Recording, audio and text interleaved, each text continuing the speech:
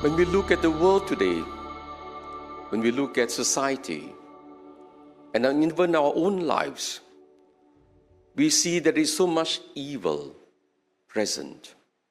We allow Satan to deceive us into pursuing the things of this world: wealth, power, pleasure, glory.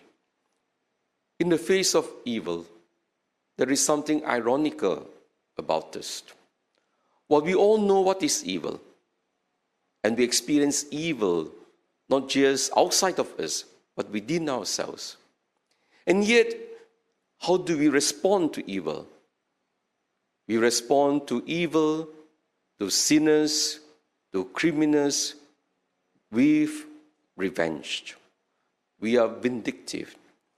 You just have to read all the social media comments.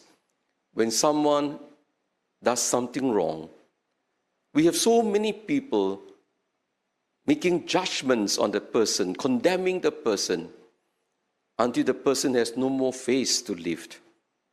And sometimes they even commit suicide. And yet those people who condemn all those who have failed in life, who have made grievous mistakes, fail to realize that they themselves are not perfect. Whatever sins we see in others, they are also with us. No one is exempted from sin. And so when we are cursing and condemning others, we must not forget that we are in solidarity with their sins. Perhaps not the same sin, but in other sins. The one who thinks he has no sin, St. John says, is a liar.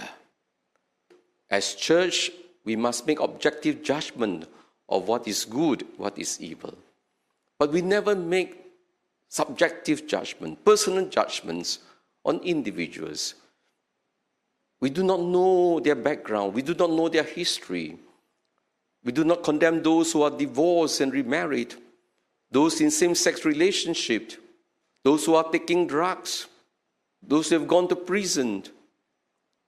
If you have heard their story, then you will understand why they have fallen into such a situation. We do not know their struggles and their pains.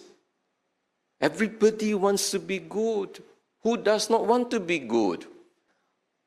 Every one of us, we have a history. We do not know the person's background. We do not know challenges. Most of them, they were once victims. We must remember this. We are just only interested in the sin, condemning the person. Yes, we condemn the sin, but never the person. Judgment must be left to God. At the end of time, then we know what is the final judgment. Actually, those of you who have worked in a prison or ministered to prisoners and to those who are wounded and broken, actually they are very good people. I always believed people are good. People are never evil. If they are evil, if they are nasty, it is precisely because they have been so badly wounded. Try to understand the background.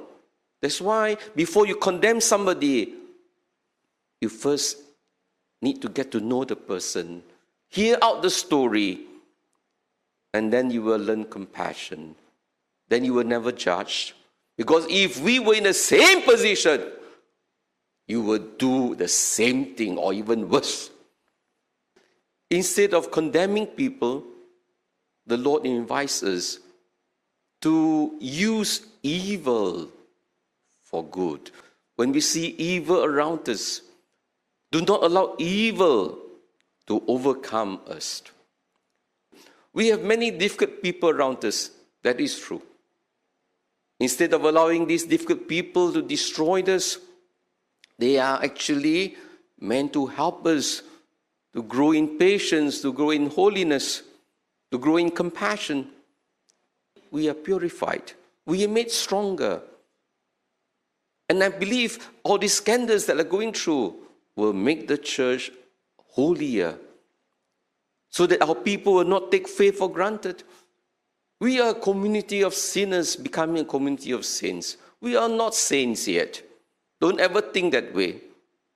We are cooperating with God's grace, and God allowed us precisely to use our sinfulness to make us aware of our total dependence on Him and on His grace.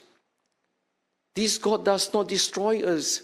Even when we sin, this God is patiently waiting for us, using our own sins and sufferings to make us better, to strengthen us. And that is the kind of attitude we should have towards others who sinned. The reason why some people are so difficult is because they are so wounded. They have no peace in their life. They are confused. They are divided. And that is why they are causing division outside of them. If they are at peace, they will bring peace. If they are loved, they will bring love. But they are not. That is why attacking and destroying them is not the way. It is the way of patience, compassion. And you'll be surprised, my dear brothers and sisters, when these people are touched, their lives are changed. Indeed, I myself have witnessed the transformation of so many of these lives. All they need is tender, loving care, acceptance. When they are loved, they will love in return. We can use our strength, our blessings for good or for evil. Being patient with people who are suffering, who are with the sins of the world, does not mean to say we sit idling, doing nothing. No, we must be proactive. We need to transform the world with our words, with our messages, with our good works. And slowly, the world will come to understand the goodness of God and the truth of what we are saying. So be proactive, asking the Lord to give us patience and to understand that His grace is at work. Sometimes we want people's life to change. Sometimes we're impatient with our friends, with our colleagues, with our loved ones. And it's really trying because they can really test your patience. But the grace of God is working. We cannot change the whole world tomorrow. But gradually the world can be changed if we continue to work on it. And God's grace will transform people beyond our imagination. It is not just our work alone. It is the work of God. If you are facing evil in your life, you are struggling against evil, there is no other better way than to pray, to bring our pain, our conflicts, our confusion, our struggles to the Lord. And the Lord will enlighten us. The Lord will show us the way. The Lord will give us the strength, especially to help those people who are so difficult in our lives. Without the strength of God, it's impossible to be forgiving, to be tolerant, to be patient. Impossible. Only with God's grace, we can do everything.